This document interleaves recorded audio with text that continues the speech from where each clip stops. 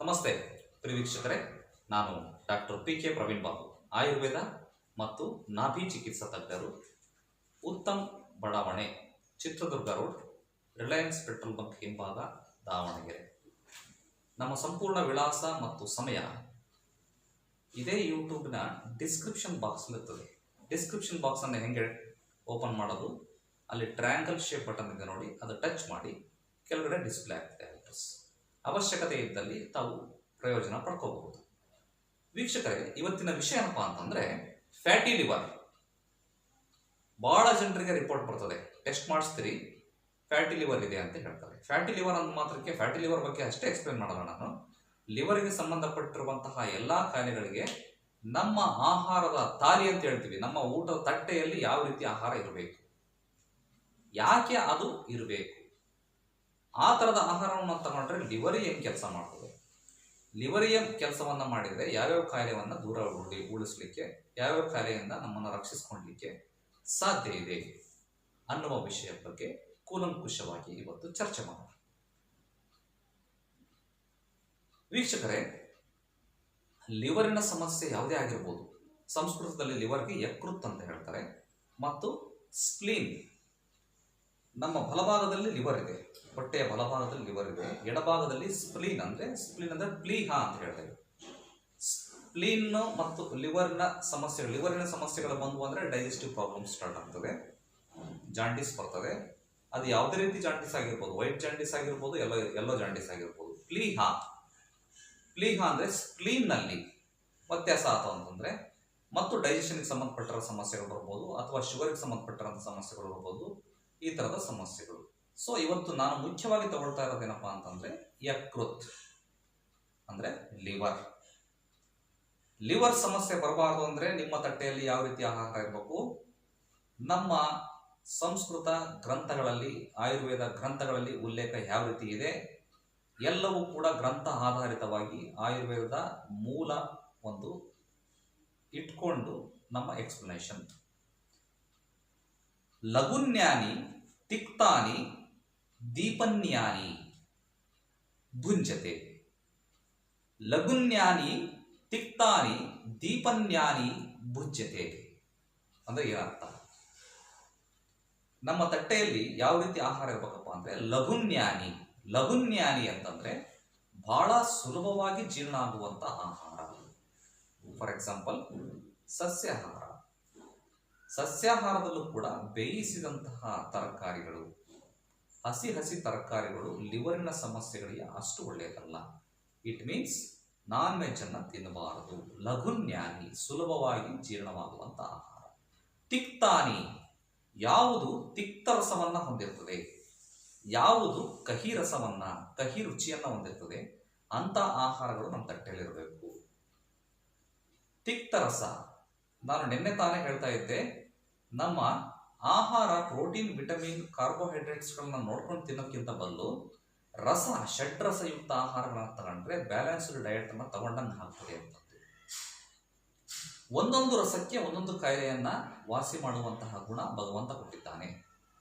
ಯಾವ್ಯಾವ ರಸಗಳು? ಮಧುರ, ಆಮ್ಲ, ಲವಣ, ಕಟು, ತಿಕ್ತ, ಕಷಾಯ. ಮಧುರ ಅಂದ್ರೆ ಸ್ವೀಟು, ಆಮ್ಲ ಅಂದ್ರೆ ಹುಳಿ, ಲವಣ ಅಂದ್ರೆ ಕಪ್ಪು ಅಂತೇನೆ, ಉಪ್ಪು. ಲವಣ ಅಂದ್ರೆ ಉಪ್ಪು, ಕಟು ಅಂದ್ರೆ ಖಾರ, ತಿಕ್ತ ಅಂದ್ರೆ ಕಹಿ, ಕಷಾಯ ಅಂದ್ರೆ ಒಗರು. ಗೊತ್ತಾಯ್ತಾ? ಮಧುರ, ಆಮ್ಲ, ಲವಣ, ಕಟು, ತಿಕ್ತ, ಕಷಾಯ. ಈ ಷಡ್ ರಸಗಳಲ್ಲಿ ಈ ಲಿವರಿನ ಸಮಸ್ಯೆ ಬರಬಾರದು ಅಂದ್ರೆ ನಿಮ್ಮ ಆಹಾರದಲ್ಲಿ ತಿಕ್ತ ರಸ, ಕಹಿ ರಸ ಇರುವುದು ಅತ್ಯವಶ್ಯ. ಸೊ ಲಘುನ್ಯಾನಿ ಆಯ್ತು, ತಿಕ್ತಾನಿ ಆಯ್ತು, ದೀಪನ್ಯಾನಿ ಅಂತಂದ್ರೆ ಜಠರಾಗ್ನಿಯನ್ನ ದೀಪ್ತಿಗೊಳಿಸುವಂತಹ ಆಹಾರಗಳು ಇರಬೇಕು ನಿಮ್ಮ ತಟ್ಟೆಯಲ್ಲಿ. ಎಂಥವವು? ಜಠರಾಗ್ನಿಯನ್ನ ದೀಪ್ತಿಗೊಳಿಸುವಂತಹ, ಜಠರಾಗ್ನಿಯನ್ನ ಇನ್ಕ್ರೀಸ್ ಮಾಡುವಂತಹ ಆಹಾರಗಳು ಯಾವ್ಯಾವಪ್ಪ ಅಂತಂದ್ರೆ ಅದರಲ್ಲಿ ಶುಂಠಿ ಇರಬೇಕು, ಬೆಳ್ಳುಳ್ಳಿ ಇರಬೇಕು, ಈರುಳ್ಳಿ ಇರಬೇಕು. ಸರ್, ನಾವು ಬ್ರಾಹ್ಮಣರು, ನಾವು ಆಧ್ಯಾತ್ಮ ಚಿಂತಕರು, ಈರುಳ್ಳಿಯನ್ನ ಬೆಳ್ಳುಳ್ಳಿಯನ್ನ ತಿನ್ನಂಗಿಲ್ಲ. ನೀವು ಹೇಳ್ತಾ ಇದ್ದೀರಿ ದೀಪನ್ಯಾನಿ ಆಹಾರ ಅಂತಂದ್ರೆ ಅದರಲ್ಲಿ ಈರುಳ್ಳಿ ಇರಬೇಕು, ಬೆಳ್ಳುಳ್ಳಿ ಇರಬೇಕು ಅಂತಂದು. ನಮ್ದೇನ್ ಕತೆ? ನಿಮ್ಮ ಪ್ರಶ್ನೆ. ನಿಮಗೆ ಅದಕ್ಕೆ ಸಬ್ಸ್ಟಿಟ್ಯೂಟ್ ಏನಪ್ಪಾ ಅಂತಂದ್ರೆ ಹಿಂಗು. ಯಾರೆಲ್ಲ ಈರುಳ್ಳಿಯನ್ನ ಬೆಳ್ಳುಳ್ಳಿಯನ್ನ ಉಪಯೋಗ ಮಾಡಲ್ಲ ಅವರ ಆಹಾರದಲ್ಲಿ, ಅಂತಹವರು ಹಿಂಗನ್ನ ಬಳಕೆ ಮಾಡಿ. ಹಿಂಗು ಅದೇ ಕೆಲಸವನ್ನ ಮಾಡುತ್ತೆ. ಗೊತ್ತಾಯ್ತಲ್ಲ? ಲಘುನ್ಯಾನಿ ತಿಕ್ತಾನಿ ದೀಪನ್ಯಾನಿ ಭುಂಜತೆ. ಭುಂಜತೆ ಅಂತಂದ್ರೆ ಸಂಸ್ಕೃತದಲ್ಲಿ ತಿನ್ನಬೇಕು, ದಿನನಿತ್ಯದ ಆಹಾರದಲ್ಲಿ. ಯಾರು ಈ ತರದ ಆಹಾರಗಳನ್ನ ದಿನನಿತ್ಯ ಉಪಯೋಗ ಮಾಡ್ತಾರೆ, ಅಥವಾ ಯಾರಿಗೆ ಲಿವರಿನ ಸಮಸ್ಯೆಗಳಿಂದ ಬಳಲ್ತಾ ಇರ್ತಾರೆ, ಅಂಥವರು ಅವರ ಆಹಾರದಲ್ಲಿ ಇವನ್ನ ಬಳಕೆ ಮಾಡ್ತಾರೆ, ಅಂಥವರಿಗೆ ಈ ಲಿವರಿನ ಸಮಸ್ಯೆ ಹಂತ ಹಂತವಾಗಿ ಕಡಿಮೆ ಆಗ್ತಾ ಬರ್ತದೆ. ಅದು ಜಾಂಡಿಸ್ ಆಗಿರ್ಬೋದು, ಹೆಪಟೈಟಿಸ್ ಬಿ ಆಗ್ಬೋದು, ಎ ಆಗ್ಬೋದು, ಎ ಟು ಝಡ್ ಆಗಿರ್ಬೋದು. ಯಾವುದೇ ರೀತಿಯ ಹೆಪಟೈಟಿಸ್ ಅಂದರೆ ಹೆಪಟೋಮೆಗಲಿ ಆಗಿರ್ಬೋದು, ಅಥವಾ ಅಸೈಟಿಸ್ ಆಗಿರ್ಬೋದು, ಅಥವಾ ಆಲ್ಕೋಹಾಲಿಕ್ಸ್ ಅಲ್ಲಿ ಡ್ರಿಂಕ್ಸ್ ಸಿಕ್ಕಾಪಟ್ಟೆ ಮಾಡಿಬಿಟ್ಟು ಲಿವರ್ ಡ್ಯಾಮೇಜ್ ಆಗುತ್ತೆ, ಅಂಥವರಲ್ಲಿ ಇದನ್ನು ರಿಕವರಿ ಮಾಡಲಿಕ್ಕೆ ಸಾಧ್ಯ. ಆದರೂ ಕೂಡ ಪರ್ಟಿಕ್ಯುಲರ್ ಆಗಿ ಮನೆಮದ್ದನ್ನು ಹೇಳಿ ಸರ್, ನಿಮ್ಮ ಪ್ರಶ್ನೆ ಕಾಮನ್, ನಿಮಗೆ ಗೊತ್ತಿದೆ. ವೀಕ್ಷಕರೇ, ಈ ಒಂದು ಲಿವರ್ಗೆ ಸಂಬಂಧಪಟ್ಟಿರುವಂತಹ ಕಾಯಿಲೆಗಳು ಯಾವ ದೋಷಗಳ ಪ್ರಭಾವ ಇರ್ತದೆ ಇದರಲ್ಲಿ ಅಂತಂದ್ರೆ, ಪಿತ್ತಕ್ಕೆ ಸಂಬಂಧಪಟ್ಟಿರುವಂತಹ ದೋಷಗಳು ವಿಕೃತವಾದಲ್ಲಿ, ಅಥವಾ ರಕ್ತಕ್ಕೆ ಸಂಬಂಧಪಟ್ಟಿರುವಂತಹ ದೋಷಗಳು ವಿಕೃತವಾದಲ್ಲಿ, ಯಾರಿಗೆ ಪಿತ್ತ ಮತ್ತು ರಕ್ತ ವಿಕೃತ ಆಗ್ತದೆ ಅಂತಹವರಿಗೆ ಲಿವರ್ ಡ್ಯಾಮೇಜ್ ಆಗ್ತದೆ, ಲಿವರ್ ವೀಕ್ ಆಗ್ತದೆ, ಫ್ಯಾಟಿ ಲಿವರ್ ಆಗ್ತದೆ, ಅಥವಾ ಇನ್ಯಾವುದೋ ಇನ್ಫ್ಲಮೇಷನ್ಸ್ ಅಥವಾ ಇನ್ಫೆಕ್ಷನ್ಸ್ ಲಿವರ್ಗೆ ಸಂಬಂಧಪಟ್ಟಿರುವಂತಹ ಕಾಯಿಲೆಗಳು ಬರುವಂತಹ ಸಾಧ್ಯತೆ. ಸೊ ಪಿತ್ತವನ್ನ ಸರಿಪಡಿಸಬೇಕು ಅಂತಂದ್ರೆ ನಿತ್ಯ ವಿರೇಚನ ಅಂತ ಹೇಳ್ತಾರೆ, ಅಥವಾ ರೂಕ್ಷ ವಿರೇಚನ ಆದರೂ ನಡೀತದೆ. ವಿರೇಚನ ಅಂತಂದ್ರೆ ಪಿತ್ತವನ್ನ ದೇಹದಿಂದ ಹೊರಗಡೆ ಹಾಕಬೇಕು ಅಂತಂದ್ರೆ ವಿರೇಚನ is the treatment of choice. ಅಂದ್ರೆ ಪರ್ಗೆಟಿವ್ಸ್ ಅನ್ನ ನೀವು ಬಳಕೆ ಮಾಡಬೇಕು. ಯಾವ್ಯಾವ ಅವು ಪರ್ಗೆಟಿವ್ಸ್? ದಿನನಿತ್ಯ ಸರಾಗವಾಗಿ ಮೋಷನ್ ಆಗ್ತಾ ಇರಬೇಕು. ದಿನಕ್ಕೆ 3 ಸರಿ 4 ಸರಿ ಮೋಷನ್ ಆಗ್ತಾ ಇದ್ರೆ ದೇಹದಲ್ಲಿರುವಂತಹ ವಿಕೃತ ಪಿತ್ತ ಹೊರಗಡೆ ಹೋಗ್ಬಿಟ್ಟು ಲಿವರ್ಗೆ ಅನುಕೂಲಕಾರಕ. ಹಂಗಾದ್ರೆ ಏನು ಅದು? ಅದಕ್ಕೆ ದಿ ಬೆಸ್ಟ್ ಡ್ರಗ್ ಅಂತಂದ್ರೆ ಗೋಮೂತ್ರ. ದಿನನಿತ್ಯ ಬೆಳಗ್ಗೆ ಎದ್ದ ತಕ್ಷಣ 5 ml ಗೋಮೂತ್ರವನ್ನ ಉಪಯೋಗ ಮಾಡೋದ್ರಿಂದ, ಆಂತರಿಕವಾಗಿ ತಗೊಳ್ಳೋದ್ರಿಂದ ಈ ಪಿತ್ತದ ಸಮಸ್ಯೆ ಕಡಿಮೆ ಆಗುವಂತಹ ಸಾಧ್ಯತೆ. It is a purgative. ಇದು ಲೂಸ್ ಮೋಷನ್ ಅನ್ನ ಮಾಡುತ್ತದೆ, ಅಥವಾ ಮೋಷನ್ ಅನ್ನ ಸರಾಗವಾಗಿ ಆರಂಭ ಮಾಡುತ್ತದೆ. ಸೊ ಗೋಮೂತ್ರ is the best drug of choice. ಆಮೇಲೆ ದ್ರಾಕ್ಷಿ ಲಿವರಿನ ಸಮಸ್ಯೆಗೆ ಹೇಳಿ ಮಾಡಿಸಿರುವಂತಹ ದ್ರವ್ಯ. ಯಾಕೆ ಸುಮ್ಮನೆ ಹಂಗೆ ನಾನು ಹೇಳಿಬಿಟ್ಟೆ ಅನ್ನೋ ಮಾತ್ರಕ್ಕೆ ನೀವು ಒಪ್ಪಬಾರದು. ಯಾಕೆ ದ್ರಾಕ್ಷಿ ಲಿವರಿನ ಸಮಸ್ಯೆಯಲ್ಲಿ ಕೆಲಸ ಮಾಡ್ತದೆ? ದ್ರಾಕ್ಷಾರಿಷ್ಟ ಅಂತ ಗೊತ್ತಾ ನಿಮಗೆ? ದ್ರಾಕ್ಷಾ ರಸ ಅಂತ ಗೊತ್ತಾ ಹೋಗ್ಲಿ? ದ್ರಾಕ್ಷಿಯಿಂದ ವೈನನ್ನು ತಯಾರು ಮಾಡ್ತಾರೆ ಅಂತ ಗೊತ್ತಾ ಹೋಗ್ಲಿ? ಕೊಡಗಿನವರಿಗೆ ಬಹಳ ಚೆನ್ನಾಗಿ ಗೊತ್ತಿರ್ತದೆ. ಅವರು ಮನೆಯಲ್ಲೇನೆ ದ್ರಾಕ್ಷಿ ರಸದಿಂದ ವೈನನ್ನು ತಯಾರು ಮಾಡಿಬಿಟ್ಟು ಹೋಮ್ ಮೇಡ್ ವೈನ್ ಅದನ್ನ ದಿನನಿತ್ಯ ಕುಡಿತಾರೆ, ಚಳಿಗಾಲದಲ್ಲಿ ಬೆಚ್ಚಗಿರಲಿ ದೇಹ ಅಂತ. ನೋಡಿ, ಮುಳ್ಳನ್ನ ಮುಳ್ಳಿನಿಂದಲೇ ತೆಗಿಬೇಕು ಅನ್ನೋದೊಂದು ಫಾರ್ಮುಲಾ ಇದೆ. ಯಾವುದು ಕಾಯಿಲೆಗೆ ಕಾರಣವಾಗಿರ್ತದೋ ಅದರಿಂದನೇ ನಾವು ಕಾಯಿಲೆಯನ್ನು ವಾಸಿ ಮಾಡಬೇಕು ಅನ್ನೋ ಒಂದು ತತ್ವ ಇದೆ.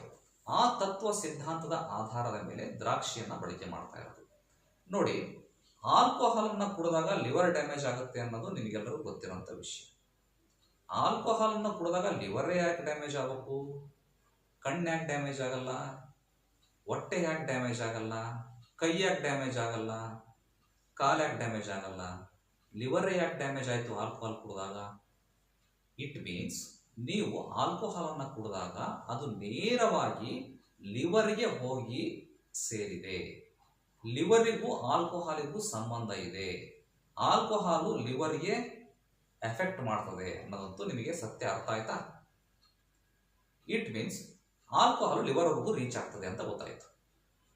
ಸೊ ನೀವು ಈಥೇಲ್ ಆಲ್ಕೋಹಾಲ್, ಕೆಮಿಕಲ್ ಇಂದ ಮಾಡಿರುವಂತಹ ಆಲ್ಕೋಹಾಲ್ ಲಿವರ್ಗೆ ರೀಚ್ ಆಗುತ್ತೆ ಅಂತ ಆದ್ಮೇಲೆ ಅದೇ ಆಲ್ಕೋಹಾಲ್ ಅನ್ನ ದ್ರಾಕ್ಷಿಯಿಂದ ತಯಾರು ಮಾಡಿ, ದ್ರಾಕ್ಷಿಯಲ್ಲಿ ನ್ಯಾಚುರಲ್ ಆಗಿ ಆಸವಾರಿಷ್ಟಗಳನ್ನ ಉತ್ಪತ್ತಿ ಮಾಡುವಾಗ ನ್ಯಾಚುರಲ್ ಆಲ್ಕೋಹಾಲ್ ಉತ್ಪತ್ತಿ ಆಗ್ತದೆ.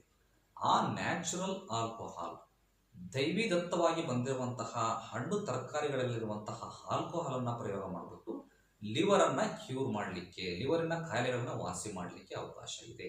ಯಾಕೆಂದರೆ ಆಲ್ಕೋಹಾಲು ಡೈರೆಕ್ಟಾಗಿ ಲಿವರಿಗೆ ರೀಚ್ ಆಗ್ತದೆ ಅನ್ನೋ ಒಂದು ತತ್ವ ಸಿದ್ಧಾಂತದ ಮೇಲೆ. ಒಣ ದ್ರಾಕ್ಷಿ ಆಗಿರ್ಬೋದು, ಹಸಿ ದ್ರಾಕ್ಷಿ ಆಗಿರ್ಬೋದು, ಒಟ್ಟು ಆಸವಾರಿಷ್ಟಗಳನ್ನು ಉಪಯೋಗ ಮಾಡಿದ್ದೇ ಆದಲ್ಲಿ ಖಂಡಿತವಾಗೂ ಈ ಥರದ ಲಿವರಿನ ಸಮಸ್ಯೆಗಳು ಯಾವ್ಯಾವು, ಫ್ಯಾಟಿ ಲಿವರ್ ಆಗಿರ್ಬೋದು, ಜಾಂಡೀಸ್ ಆಗಿರ್ಬೋದು, ಹೆಪಟೈಟಿಸ್ ಬಿ ಆಗಿರ್ಬೋದು, ಎಕ್ಸೆಟ್ರಾ ಹೆಪಟೈಟಿಸ್ ಕಂಡೀಷನ್ಸ್ ಆಗಿರ್ಬೋದು, ಅಸೈಟಿಸ್ ಆಗಿರ್ಬೋದು, ಅಥವಾ ಇನ್ನೇನೇನೋ ಸಂಬಂಧ ಲಿವರ್ ಜಾಂಡೀಸ್ ಆಗಿರ್ಬೋದು, ಈ ಥರದ ಸಮಸ್ಯೆಗಳನ್ನು ಒಣ ದ್ರಾಕ್ಷಿಯನ್ನು ರಾತ್ರಿ ಒಂದು ಲೋಟದಲ್ಲಿ ನೆನೆಸಿಟ್ಟು ಬೆಳಗ್ಗೆ ಎದ್ದ ತಕ್ಷಣ ದಪ್ಪ ಆಗಿರ್ತದೆ, ಅದೇ ನೀರಿನಲ್ಲಿ ಕಿವುಚಿ ಬೆಳಗ್ಗೆ ಎದ್ದ ತಕ್ಷಣ ದ್ರಾಕ್ಷಾರಸವನ್ನು, ದ್ರಾಕ್ಷಿಯ ಜ್ಯೂಸನ್ನು ಕುಡಿತಾ ಬಂದಿದ್ದೆ ಆದಲ್ಲಿ ಖಂಡಿತವಾಗೂ ಲಿವರಿಗೆ ಅನುಕೂಲಕಾರಕ. ಅದರ ಜೊತೆಗೆ ಗೋಮೂತ್ರವೂ ಕೂಡ ಅನುಕೂಲಕಾರಕ. ಈ ವಿಷಯವನ್ನು ಎಲ್ರಿಗೂ, ನಮ್ಮ ಅಣ್ಣ ತಮ್ಮಂದರಿಗೆ, ಎಸ್ಪೆಷಲಿ ಆಲ್ಕೋಹಾಲಿಕ್ಸ್ ಯಾರಿದ್ದಾರೆ, ಯಾರಿಗೆ ಈ ಹ್ಯಾಬಿಟ್ ಆಗಿಬಿಟ್ಟಿರ್ತದೆ ಡ್ರಿಂಕ್ಸ್ ಮಾಡೋ ಅಂಥವ್ರು, ಇದನ್ನು ಇವತ್ತಿನಿಂದಲೇ ಪ್ರಯೋಗ ಮಾಡಿ ಅಟ್ಲೀಸ್ಟ್ ಆ ಡ್ರಿಂಕ್ಸಿಂದ ಆಗುವಂತಹ ದುಷ್ಪರಿಣಾಮವನ್ನು ಕಡಿಮೆ ಮಾಡಲಿಕ್ಕಾದರೂ ಸಾಧ್ಯತೆ ಇದೆ. ಇದನ್ನು ರೂಢಿಸ್ಕೊಂಡಿದ್ದೆ ಆಗಲಿ ಇದನ್ನು ಎಲ್ರಿಗೂ ಕೂಡ ಶೇರ್ ಮಾಡಬೇಕು. ಎಲ್ರಿಗೂ ಕೂಡ ಡ್ರಿಂಕ್ಸ್ ಮಾಡೋರಿಗೆ ಡ್ರಿಂಕ್ಸ್ ಬಿಡೋಕ್ಕಾಗ್ತಾ ಇರಲ್ಲ, ಅಟ್ಲೀಸ್ಟ್ ಇದನ್ನಾದರೂ ತೊಗೊಂಡ್ರೆ ಅಟ್ಲೀಸ್ಟ್ ಅದರಿಂದ ಆ ಒಂದು ಆಲ್ಕೋಹಾಲಿಂದ ಆಗುವಂತಹ ದುಷ್ಪರಿಣಾಮವನ್ನು, ಅದರ ಪ್ರಮಾಣವನ್ನು ಕಡಿಮೆ ಮಾಡಿಸಲಿಕ್ಕೆ ಸಾಧ್ಯ ಇದೆ. ಗೊತ್ತಾಯ್ತಲ್ಲ? ರಿಪೋರ್ಟಲ್ಲಿ, ಲ್ಯಾಬ್ ರಿಪೋರ್ಟಲ್ಲಿ ಫ್ಯಾಟಿ ಲಿವರ್ ಅಂತ ಬಂದ ತಕ್ಷಣ ಎದುರುಬೇಡ್ರಿ. ಯಾರಾದರೂ ಆಗಿರ್ಬೋದು, ಮಹಿಳೆಯರಾಗಿರ್ಬೋದು, ಪುರುಷರಾಗಿರ್ಬೋದು, ಈ ಥರದ ಪ್ರಯೋಗಗಳನ್ನು ಕೇವಲ 21 ದಿವಸ ಮಾಡಿ. ಖಂಡಿತವಾಗೂ ನಿಮ್ಮ ಫ್ಯಾಟಿ ಲಿವರು ಕ್ಯೂರ್ ಆಗುವಂತಹ ಸಾಧ್ಯತೆ ಹೆಚ್ಚಿರ್ತದೆ. ಒಂದು ವೇಳೆ ಅನುಕೂಲ ಆಗಲಿಲ್ವಾ, ನಾವಂತೂ ಇದ್ದೇವೆ. ಅಥವಾ ಯಾವುದೇ ಆಯುರ್ವೇದ ವೈದ್ಯರ ಹತ್ರ ಹೋಗಿ ಬೇಕಾದಷ್ಟು ಆಸವಾರಿಷ್ಟಗಳು ಲಭ್ಯ ಆಯುರ್ವೇದ ಹಂತಗಳಲ್ಲಿ. ಅವುಗಳನ್ನೆಲ್ಲವನ್ನು ಸ್ಟಡಿ ಮಾಡ್ತಾರೆ, ನಿಮ್ಮ ಪ್ರಕೃತಿಯನ್ನು ಕೂಡ ಸ್ಟಡಿ ಮಾಡ್ತಾರೆ. ಅದಕ್ಕೆ ಸೂಟ್ ಆಗುವಂತಹ ಮೆಡಿಸಿನ್ಸನ್ನು ಕೊಟ್ಟಾಗ ಅಥವಾ ಪ್ರಿಪೇರ್ ಮಾಡಿ ಕೊಟ್ಟಾಗ ಖಂಡಿತವಾಗೂ ಈ ಥರ ಲಿವರ್ ಸಮಸ್ಯೆಗೆ ಶಾಶ್ವತವಾದಂತಹ ಪರಿಣಾಮಕಾರಿಯಾದಂತಹ ಚಿಕಿತ್ಸೆ ಆಯುರ್ವೇದದಲ್ಲಿ ಲಭ್ಯ. ಮುಂದಿನ ಸಂಚಿಕೆಯಲ್ಲಿ ಮತ್ತೆ ಭೇಟಿಯಾಗೋಣ. ಧನ್ಯವಾದಗಳು ವೀಕ್ಷಕರೇ.